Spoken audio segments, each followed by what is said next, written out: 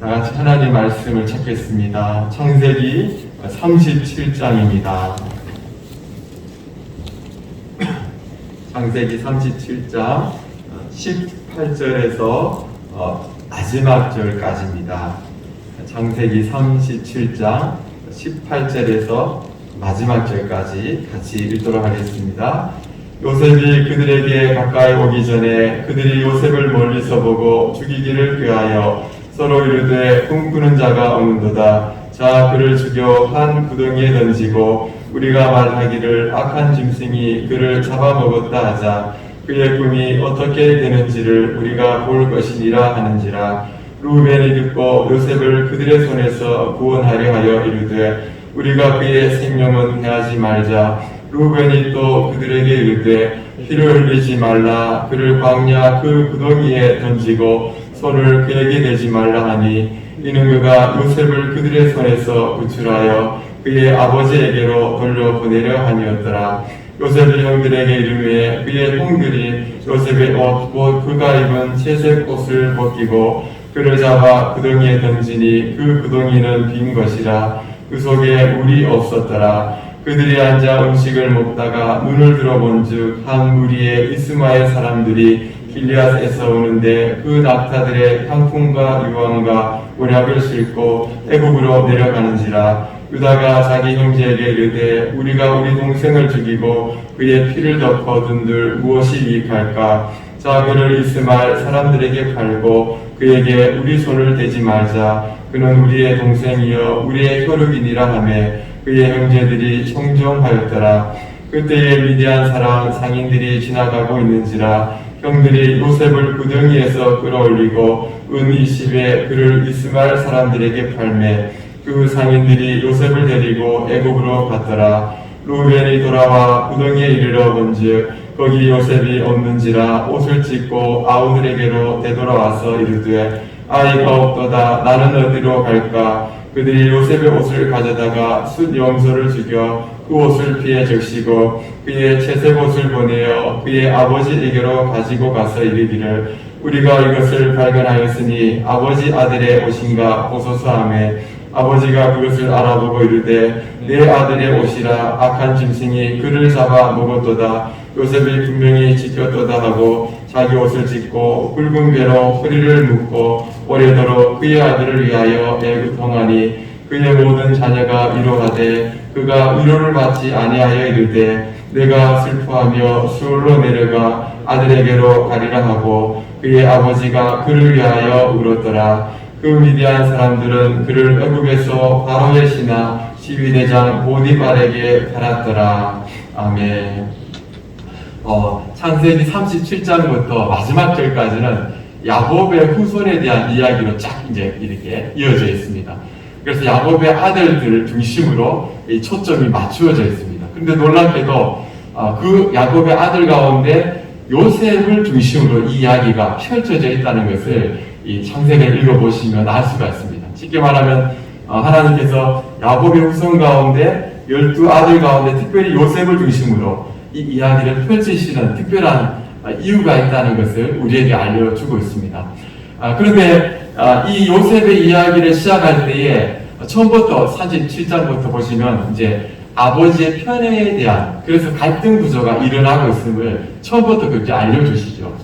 그래서 그만큼 야곱은 요셉을 너무너무 사랑했고 그래서 채석의 옷을 입혔고 거기다가 엎친 게 덧친 격으로 꿈까지 꿔가지고 이 꿈 때문에 형들에게 더욱 미움을 받는 이러한 상황이 벌어지고 있음을 알 수가 있습니다. 그런데 하나님께서 요셉에게 준 꿈은 그냥 꿈이 아니었습니다.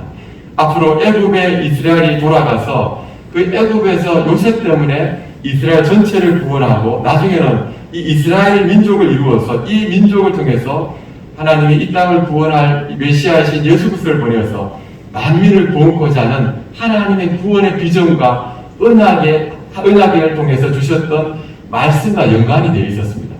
그러나 그 당시에는 요셉도 몰랐고 부모도 몰랐고 또 형들도 몰랐습니다. 그런데 때마침 오늘 본문에 이제 아버지가 이 세겜에 있는 형들이 잘 있는지 또 양들이 잘 있는지를 알아보라고 올라가라고 헤브론에서 세겜까지 올라가라고 심부름을 시킵니다. 그래서 그 거리가 한 약 80km가 됩니다. 근데 세겜까지 올라가 보니까 형들이 없습니다. 그래서 알아보니까 세겜에서 떨어진 약 24km가 더 떨어진 도단에 있다는 소식을 듣고는 형들과 사이가 안 좋음에도 불구하고 아버지의 분부대로 이 형들을 찾아갑니다. 그리고 이제 오늘 본문 이후에 이렇게 어렵게 찾아간 이 요셉을 형들이 완전히 죽이기를 꾀하고 있다는 것을 보여줍니다. 18절에 보시면 멀리 서서 보고는 죽이기를 꾀하여, 그리고는 19절에 서로 말하되 꿈꾸는 자가 오는도다. 즉, 이 요셉에 대해서 형들이 얼마나 미움을 갖고 있는지, 증오를 갖고 있는지를 알 수가 있습니다. 우리가 죽여버리자, 완전히 그냥 살해해버리자, 이런 그 계획까지 가질 정도로 얼마나 이들의 마음이 악한 감정이 많았는지를 알 수 있습니다. 뿐만 아니라 20절에 보면 요셉을 죽여서 구덩이에 던지자, 그리고는 하는 말이 이 꿈이 어떻게 되는지를 우리가 볼 것이니라. 이 말은 다른 게 아니라 이렇게 해도 꿈이 이루어지겠느냐? 이런 말입니다. 그러니까 요셉이 꾼 꿈을 비아냥 거리면서 야, 이렇게 한들 이렇게 해서라도 해버리면 요셉의 꿈이 어떻게 이루어지겠느냐? 말하자면 안 이루어진다는 것이죠. 그리고는 이제 중간에 이제 형이 루벤 이 마다벨이 이제 이것을 말리려고 하지만 결국은 이제 구덩이에 던져지고, 구덩이에 던져진 이 요셉을 이제 유다가 때마침 이 아이를 죽여서 뭐 하겠느냐, 차라리 미디안 상인들에게 팔아버리자. 여기 미디안 상인이나 이스마엘 사람은 같은 말입니다. 그러니까 이 사람들에게 그냥 팔아버리자. 그래도 우리 동생 아니냐. 그리고는 노예로, 은 20개로 노예로 동생을 팔아버립니다. 그리고 더 나아가서 창세기 42장 21절에 보시면 오늘 본문에 나와 있지 않지만 형들이 서로 이야기를 합니다. 우리가 그때 동생이 액을 복걸할 때에 이 요셉이 그렇게 말했거든요. 형 나를 살려달라고, 제발 자비를 베풀어 달라고 액을 복걸합니다. 시편에도 그런 말씀이 있습니다. 그럼에도 불구하고 형들이 그 말을 외면해버립니다. 그리고는 팔아버리죠, 노예로. 그리고는 더 나아가서 아버지에게는 순염소를 죽여서 그 피를 책에 새겨 옷에 뭉쳐가지고, 아버지, 이게 우리 요셉이 맞는지 보십시오. 아버지가 그 피를 보고는 요셉인 줄 알고는 그만 절망을 하고 슬피 울며 통곡하게 되어지죠. 자녀들이 위로했는데도 불구하고 그 위로를 거절하기까지 하면서 굉장히 슬퍼합니다. 말하자면 아버지까지 속여가면서 이 일들을 한 것이 오늘 본문의 내용입니다. 근데 참 놀라운 것은 오늘 본문이 쫙 이렇게 이어지는데 마지막에 36절에 이렇게 코멘트를 하고 있습니다. 그 미디안 사람들은 그를 애굽에서 바로의 신하 진위대장 오디바락에 팔았더라. 놀라운 것은 노예 시장 가운데 얼마나 많은 것을 팔려나갔겠습니까? 그런데 오늘 이 저자는 뭐라고 하냐면 이 요셉이 바로 애굽의 최고의 통치자였던 바로 그 왕의 신하에게 팔려갔다. 이렇게 코멘트를 하면서 우리에게 앞으로 이 요셉이 어떻게 될지를 요인을 남겨주고 있다는 것입니다. 이미 저와 성도님들은 요셉이 총리가 된다는, 애굽의 총리가 된다는 것을 너무나 잘 알고 있습니다. 그러나 오늘 본문을 보면 이 형들이 악한 계획, 죽이기로 깨어있던 이 악한 계획들, 그리고 은 20개로 그냥 노예로 동생을 팔아버리고 아버지까지 속여버리는 이 일을 통해서 놀라운 것은 이 일을 통해서도 하나님께서 하나님의 섭리를 이루어가고 계시다는 것을 우리에게 알려줍니다. 쉽게 말하면 하나님은 악한 죽이기로 계획한 이 악한 계획과 거기다가 은 20개로 노예로 팔아버리는 이 악함과 아버지를 속이는 이 악함까지도 도리어 사용하셔서 이 일을 이루셨다는 것입니다. 지금 제가 뭘 말씀드리냐면은 하나님은 이러한 상황 속에서도 하나님의 절대 주권으로 하나님의 뜻을 이루고 있다는 것을 말하고 있다는 것입니다. 창세기 45장 5절에 시간이 다 지나간 다음에 요셉이 하는 말씀은 우리 성도님이 잘 아시죠.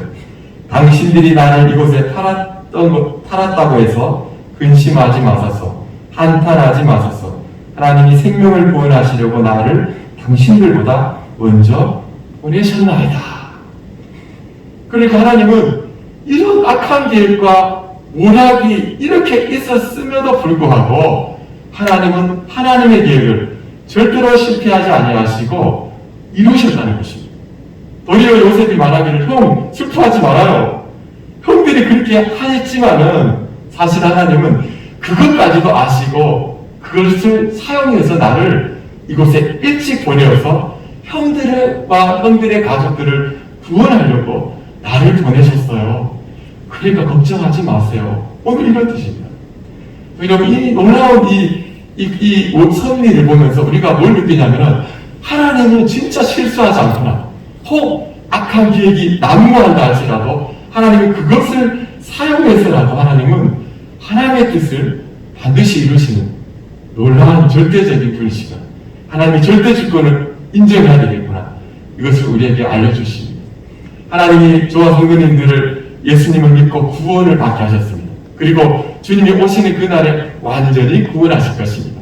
그런데 이 구원은 결코 실패하지 않는다는 사실을 믿으시기를 바랍니다.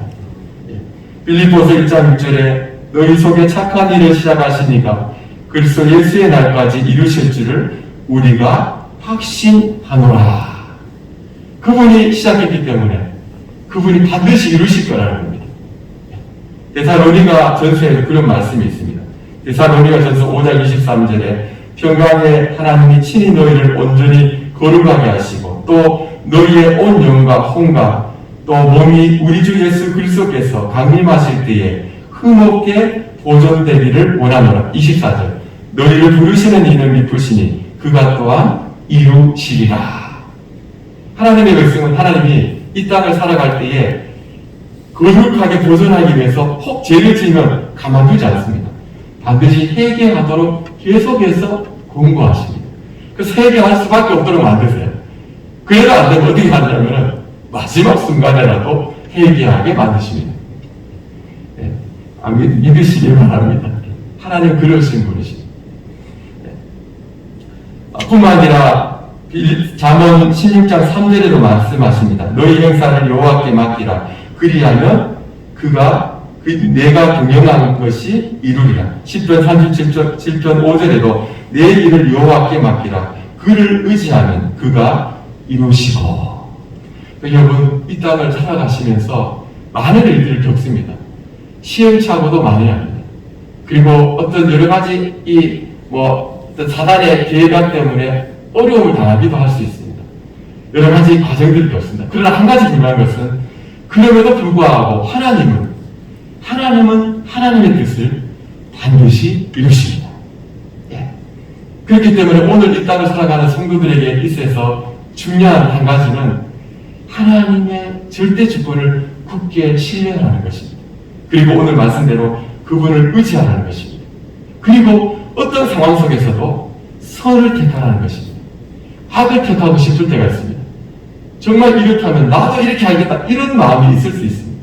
그러나 하나님은 하나님의 뜻을 반드시 이루시는 분이기 때문에 결코 좌절하지 말고 하나님의 절대 주권을 굳게 믿고 그분을 의지하면서 항상 선을 택하라고 우리에게 도전을 주고 있다고 할 수 있습니다. 오늘도 이 말씀을 굳게 믿으시고 하나님이 반드시 이루실 그 절대 주권을 믿으시고 악이 성행하는 것 같이 보이지만 하나님은 그 악까지도 사용하셔서 선을 이루시고 그렇기 때문에 그분을 의지하고 그리고 항상 선을 택하기를 선택하며 살아가는, 그래서 나중에는 이어 하나님이 이렇게 이루셨구나, 요셉이 총리가 될 때에 나중에 깨달았던 것처럼 지금은 우리의 머리로 사람의 머리를 이해할 수 없지만 나중에 보면 결과적으로 하나님이 이루셨구나, 그때 내가 악을 선택하지 아니하고 선을 잘 선택했구나, 내가 그때 잘 이겨냈구나, 오래 참았구나, 이렇게 하나님께서 정말 잘했다라고 칭찬받는 저와 성도님의 삶이 되셨으면 좋겠습니다. 오늘도 복된 삶이 되시기를 진심으로 축복합니다. 자유롭게 교회와 나라를 위해서 기도하시겠습니다.